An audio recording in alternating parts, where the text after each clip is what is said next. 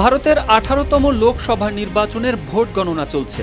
বিজেপির নেতৃত্বে এনডিএ যেমনটা দাবি করেছিল তারা 4 শতাধিক আসনে জিতবে, তবে বাস্তবে দেখা যাচ্ছে কংগ্রেসের জোট ইন্ডিয়া ভালোভাবেই লড়াই চালিয়ে যাচ্ছে। এর মধ্যে গুরুত্বপূর্ণ যে রাজ্যগুলো রয়েছে তার মধ্যে উত্তরপ্রদেশ সবাইকে অবাক করেছে, কারণ উত্তরপ্রদেশে যেখানে বিজেপির বুথ ফেরত জরিপে বলা হয়েছিল 80টি আসনের বেশিরভাগই তারা পাবে, তারা এমনটি বলার কারণ হলো উত্তরপ্রদেশ বিজেপির ঘাঁটি হিসেবে পরিচিত। কিন্তু ভোটের ফলাফলে দেখা গেল ভিন্ন চিত্র। এখানে 80টি আসনের মধ্যে 41টি আসনে এগিয়ে রয়েছে কংগ্রেস নেতৃত্বাধীন জোট ইন্ডিয়া, অথচ গতবার এই রাজ্যে 62টি আসনে জয় পেয়েছিল বিজেপি।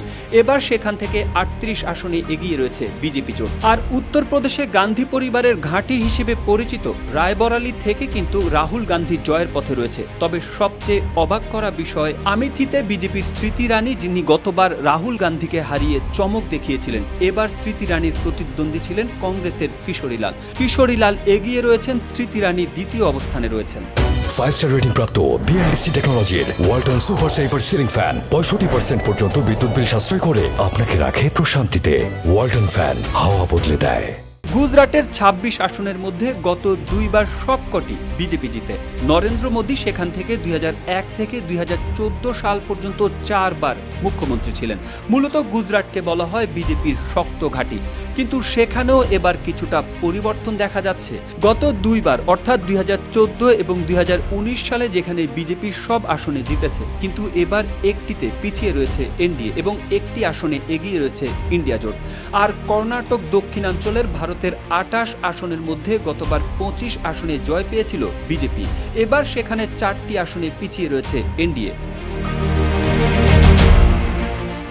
উল্টো দিকে রাজ্যের 28 আসনের মধ্যে 7টিতে এগিয়ে রয়েছে রাহুল গান্ধী অর্থাৎ কংগ্রেস নেতৃত্বাধীন ইন্ডিয়া জোট। তামিলনাড়ুতে 39 আসনের মধ্যে 36 আসনে এগিয়ে ইন্ডিয়া জোট, অন্যদিকে 2 আসনে এগিয়ে উত্থান দেখা গেছে বিজেপির। কেরালার 20 আসনের মধ্যে গতবার কংগ্রেস জিতেছিল 15 আসন, এবার 17 আসনে এগিয়ে রয়েছে কংগ্রেস নেতৃত্বাধীন ইন্ডিয়া জোট। কেরালাতেও 2 আসনে এগিয়ে আছে বিজেপি। পশ্চিমবঙ্গে 2014 সালে মাত্র 2টি আসন পেয়েছিল বিজেপি, কিন্তু 2019 সালে পশ্চিমবঙ্গে উত্থান হয় বিজেপির। 18টি আসন জিতেছিল বিজেপি, সেখানে এবার 42 আসনের মধ্যে 6টি আসনে পিছিয়ে রয়েছে বিজেপি আর এগিয়ে রয়েছে ইন্ডিয়া জোট। অথচ বুথ ফেরত জরিপে খুব আত্মবিশ্বাসের সঙ্গে বলা হয়েছিল বিজেপি এবার পশ্চিমবঙ্গে জিততে যাচ্ছে।